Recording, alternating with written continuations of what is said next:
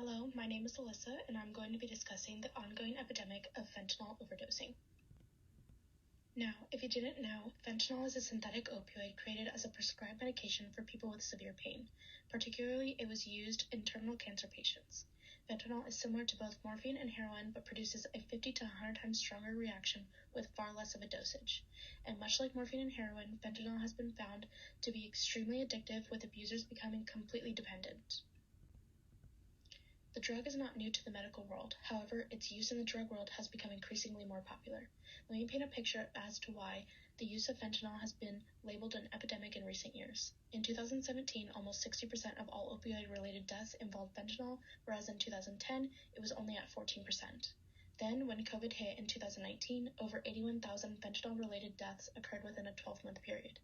Because of the isolation, unstable incomes, and lack of proper help, overdose rates have increased by over 74%. Now you may be wondering, how does this pertain to me? I will tell you how. Fentanyl, when cross-contaminated, can still cause serious problems. If the drugs that you or a friend buy are sold by someone who sells fentanyl, may contaminate your product without even knowing it. Now, I know some people might be saying, I don't do drugs and I never will. That is great, but that's not always the case for everyone. It's no surprise that young adults between the ages of 18 and 25 are labeled the experimenters. All the risky behaviors and attitudes make you more vulnerable to possibly ingesting or inhaling the synthetic opioid. Now, I know some of you may be thinking, so what? So there's a small chance that the few times I actually do partake in drugs, it's laced. What's the risk, right? However, fentanyl the size of only a few grains of salt can kill. It doesn't require much to activate a large reaction. Now, when used properly to treat pain, the opioid can be very beneficial. However, when misused, fentanyl has a quick high of ultimate relaxation and euphoria. It tends to make its users extremely drowsy and can even knock them out completely. It is common to find abusers knocked out with shallow breathing, sometimes snoring, and pale, clammy skin.